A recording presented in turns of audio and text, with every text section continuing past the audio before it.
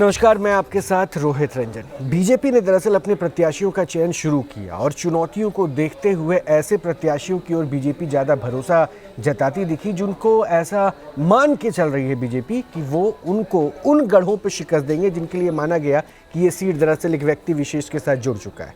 उनमें से एक है हैदराबाद। 1984 से यहाँ ओवैसी फैक्टर काम करता रहा क्योंकि ये फैक्टर हो चुका है। पहले खुद असदुद्दीन ओवैसी के पिता और अब असदुद्दीन ओवैसी। लेकिन बीजेपी इस बार एक महिला प्रत्याशी के साथ इस मैदान पर है, यानी हैदराबाद में असदुद्दीन ओवैसी को चुनौती देने के लिए।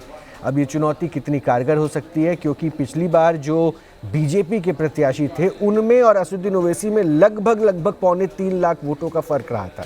ऐसे में इस बार क्या कुछ बदलता है, क्या कुछ बदल सकता है? क्योंकि बीजेपी के उस प्रत्याशी से, उस चेहरे से सबसे पहले मैं आपको मिलवाता हूँ। माधवी लता हमारे साथ है, समाज सेविका हैं और महिला सशक्तिकरण के लिए लगातार मुखर होती रही। बहुत बहुत स्वागत है माधवी जी आपका। अब हैदराबाद में असदुद्दीन ओवैसी को चुनौती बीजेपी के चेहरे के तौर पर आप देने वाली है। ऐसा क्या है जो बीजेपी दरअसल उस किले को सेंध मारकर वहाँ पर उस गढ़ में कमल खिला देगी? भाई साहब, ऐसा बहुत कुछ है, अगर गिनती करते जाएंगे तो बहुत सारे आ जाएंगे, लेकिन आपके लिए मैं चंद मुद्दे आपके सामने रखना चाहती हूँ। सबसे पहली बात तो ये है, 40 सालों से जो जिन असद जी का वहाँ पर एमपी सीट और उसके साथ साथ 7 असेंबली कॉन्स्टिट्यूएंसी से अपना राज चल रहा है, तो मुद्दा तो ये है कि 40 सालों में तो इंसान एक कदम भी तो कम से कम आगे बढ़ना चाहिए। वहाँ तो 40 साल लोग पीछे चले गए हैं। 21st सेंचुरी में जहाँ पर भारत देश कहीं नीचे से आते होते मोदी जी के प्रधानमंत्री के उस लीडरशिप में 5वां फेज में, I would say in the 5th place में आई हुई स्थान में इकोनॉमिकल कंडीशंस पे लेकर पूरा अंतर्जातीय स्तर पर आपको ताज्जुब होगी कि वहाँ जहाँ पे असद जी अपने गढ़ कहते हैं और सारा देश गढ़ समझता है, वहाँ पे लोगों का पढ़ाई 7वीं कक्षा की होती है। वहाँ रिक्शा चलाने वाले 40 साल से रिक्शा ही चला रहे हैं और ऑटो चलाने वाले 40 साल से ऑटो चला रहे हैं। वहाँ पढ़ाई के मैदान में गवर्नमेंट स्कूल्स बड़ी खराब हैं और वहाँ पे प्राइवेट स्कूल्स खून चूसते हैं। वहाँ पे ऐसा कोई यूनिवर्सिटी नहीं है, वहाँ पे कोई आईटी इंडस्ट्री नहीं है, वहाँ पे कोई मॉल्स नहीं है, वहाँ पे सिनेमा थिएटर्स नहीं है, वहाँ पे रोड पे कचरा फैला हुआ रहता है। लेकिन इसके बावजूद भी असदुद्दीन ओवैसी है, असदुद्दीन ओवैसी के ऊपर लोगों का भरोसा है। ये क्यों फिर? अगर आप कह रही है कि विकास नहीं पहुंच पाया, प्रधानमंत्री की योजनाएं नहीं पहुंच पाए, शिक्षा नहीं पहुंच पाई, उसके बावजूद भी असदुद्दीन ओवैसी तो हैं, क्यों? वो इसीलिए है, इसका मतलब ये नहीं है कि इस असद जी को लोग बड़े तादाद में वोट डालते हैं। अगर आप 2009 पे जाएंगे तो उनके कुल वोट 3 लाख चेंज थे। अभी 2014 में जब मोदी जी का वेव आ रहा था, इसके बीच में जब 2 कॉन्स्टिट्यूएंसी उन्होंने जो डोमिनेटेड हिंदू कॉन्स्टिट्यूएंसीज थे, यानी कि मेरे कहने का मतलब है 7 असेंबली कॉन्स्टिट्यूएंसी से मिलाकर 1 लोकसभा कॉन्स्टिट्यूएंसी होती है, उसमें से 2 कॉन्स्टिट्यूएंसी हिंदू डोमिनेटेड पॉपुलेशन को निकालकर उन्होंने मुस्लिम डोमिनेटेड पॉपुलेशन को डाल दिया है। कुल उन दोनों का डिफरेंस अभी जितने आप हिंदू वोट्स निकाल दिए हैं और वहां पे जो मुसलमान वोट्स है, अगर वो नंबर आज के एग्जिस्टिंग 2 कॉन्स्टिट्यूएंसी यानी कि बहादुरपुरा और याकतपुरा का वो जो कॉम्बिनेशन में तकरीबन 4.5 लाख ऐड तो नहीं हो सकते हैं ना। लेकिन अगर आप देखेंगे the difference between the total electoral number voters 2009 and 2014, you would say a difference of almost 4.5 to 5 lakhs. अब ये कहाँ से आया? 2019 को भी फिर जोड़ लीजिए ना, 2019 को भी जोड़ लीजिए। बीजेपी का कैंडिडेट तो 3.25 लाख वोटों से हार गया आपका। That was the basic reason that तब भी पोलिंग बूथ्स और पोलिंग स्टेशंस वहां पे जब हमारे आले नरेंद्र भाई थे या अपने बद्दमबाल रेड्डी जी थे, they have given extraordinary and very tough fight. तब हमारे 3 असेंबली कॉन्स्टिट्यूशंस हम जीत रहे थे, लेकिन आगे जाकर जैसे मोदी भाई का वेव बढ़ते गया है, they have taken the right opportunity to fill in lot of bogus votes. अब आप पूछेंगे आपके पास क्या मुद्दा, क्या है, प्रूफ क्या है?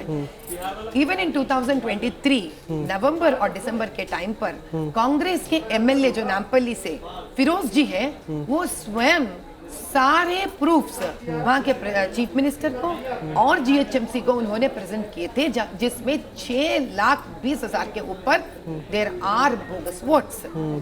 क्या किया गया इसके बारे में? आज तक वो वोट्स वैसे ही पड़े हैं। ये तो हुआ क्या मैम, हुआ क्या? क्योंकि वहाँ तो 50% से ज़्यादा मुस्लिम आबादी है, आप भी हिंदू हिंदू शब्द का इस्तेमाल कर रही है, तो यानी अगर ये समीकरण नहीं बदला, हिंदू मुसलमान ही असदुद्दीन ओवैसी करते हैं, क्योंकि उन्होंने विकास कार्यों पे कभी सराहना नहीं की प्रधानमंत्री की, ऐसी बातें हमने लगातार सुना। वो अगर हिंदू मुसलमान करते हैं तब तो वो चुनौती अभी भी है।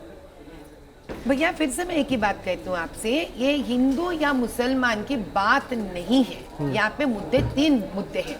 वहाँ पे मुसलमान को पढ़ाई दिया नहीं जाता है, मुसलमान को चाइल्ड लेबर बनाया जाता है, उनको मजहब के नाम से इतना प्रचार होता है वहाँ उनको वहाँ पे कि उसी के नाम से वहाँ पे कंट्रोल किया जाता है। अभी जब हिंदू आते हैं, गौ संरक्षण करने वाले बच्चों पर बहुत ज्यादती होती है वहाँ पर, और वहाँ के महिलाओं को आगे जाने के लिए सिक्योरिटी नहीं रहता है, पढ़ाई का नहीं होता है, वहाँ मंदिरों पे अटैक्स होते रहते हैं और आम आदमी पे भी होता है। ना वो लोग हिंदुओं को छोड़े हैं ना मुसलमानों को छोड़े हैं। इसके साथ साथ आप जिस प्रकार के सेंसिटिव पोलिंग बूथ्स हैं, 1127 polling booth sensitive polling booths हैं वहां पर। ऐसा कोई भी आज तक लोकसभा कॉन्स्टिट्यूएंसी नहीं है जहां पर आपका नंबर 1127 सेंसिटिव पोलिंग बूथ्स हो सकते हैं आउट ऑफ 1996 पोलिंग बूथ्स। अब ये बताइए कौन सा नंबर है और किसने इसके ऊपर एक्शन लिया है? वहां का जीएचएमसी को लेना चाहिए था ना। इतना क्यों? 2023 नवंबर में एक वहां के लोकल बीजेपी भाजपा कार्यकर्ता ने उन्होंने जाके एक ऐसा कंप्लेंट लॉन्च किया जहां पर एक हनुमान जी के मंदिर के ऊपर 40 मुसलमान के वोट्स थे, और वहां का जीएचएमसी इमीडिएट एक्शन लेने से बगैर वो लोग 2 दिन का मोहलत पूछे। क्यों चाहिए आपको 2 दिन का मोहलत?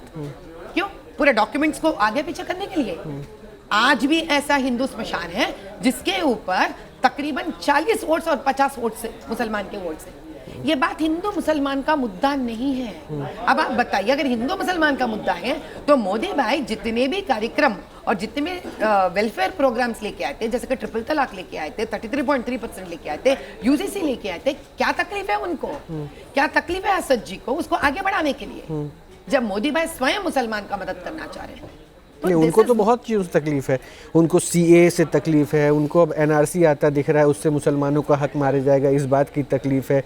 उनको इस बात की भी तकलीफ है कि दरअसल सरकार ने मुफ्त अनाज देने की जो योजना बनाई वो विकास कार्यों में बहुत ज़्यादा फैसिलिटेट नहीं कर पाए। उनको तो बहुत सारी दिक्कतें, वो तो कहते ही हैं कि मुसलमानों को दबाया जा रहा है, वो तो मुसलमानों के रहनुमा के तौर पर बन रहे हैं। लेकिन आप चूँकि उनके सामने हैं, वो अपने आप को रहनुमा बना रहे हैं, लेकिन आप क्या करेंगे फिर? उस समीकरण को कैसे बदलेंगे? एक ही बात मुझे कहना है, अपने सारे पुराने बस्ते यानी हैदराबाद लोकसभा कॉन्स्टिट्यूएंसी लोगों से मुझे एक ही बात कहना है, भाई और बहनों, एक ही कह सकती हूँ मैं, आप 7वीं कक्षा पढ़ते थे इसके पहले, अभी 10वीं कक्षा फेल हो रहे हैं आप। अगर ये तरीका है तो मैं क्या बताऊँ आपको। इसके पहले आप रिक्शा चलाते थे, आज किसी के घर में वो रिक्शा चलाने की भी आपके पास उतना भी आपके पास पैसे नहीं है, क्योंकि वो रिक्शा भी छूट गया आपसे, क्योंकि उसका रेंट तक पे करने पा रहे।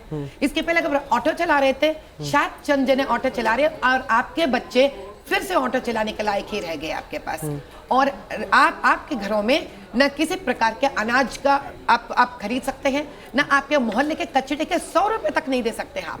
इसी के वजह से कचड़े मोहल्ले में भरे पड़े हुए हैं। अगर इसको आप तरक्की कहते हैं तो तरक्की तो फिर क्या कहना चाहिए उन राष्ट्रों को, जैसे कि गुजरात, जैसे कि अपने यहाँ साइबराबाद, अपने यहाँ जुबली हिल्स, इसी हमारे तेलंगाना के राष्ट्र में ऐसा कोई भी लोकसभा पार्लियामेंट नहीं है जहां पे इतनी गरीबी पड़ी हुई है, जहां 40 साल एक ही व्यक्ति राज कर रहा है, लेकिन वहां आज कुछ नहीं है। वहां से आयुर्वेदम हॉस्पिटल निकाल के फेंक दिया गया है, वहां से यूनानी फेंक दिया गया है, वहां से अभी हाई कोर्ट भी बदल रहे हैं, वहां से एक स्पोर्ट्स कॉम्प्लेक्स निकाल दिए गए हैं।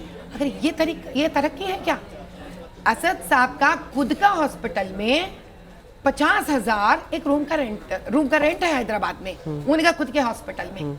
बताइए तो सही, अगर वो प्रिंसेस असरा चैरिटेबल हैं तो प्रिंसेस असरा जी से बात कर यानी आप ये कह रही हैं माधवी जी कि दरअसल जिस हैदराबाद को हम आईटी हब के तौर पर देश और दुनिया जानती है, वो हैदराबाद वो हिस्सा नहीं है जहां पे असदुद्दीन ओवैसी शासन कर रहे हैं, जहाँ के वो सांसद हैं, वो हिस्सा जहाँ पे असदुद्दीन ओवैसी है वहाँ पर मुस्लिम या फिर जो वोटर्स हैं उनको पीछे रखा गया है। तालीम मुस्लिमों को नहीं दी गई ताकि वो सही और गलत का फैसला ना कर सके।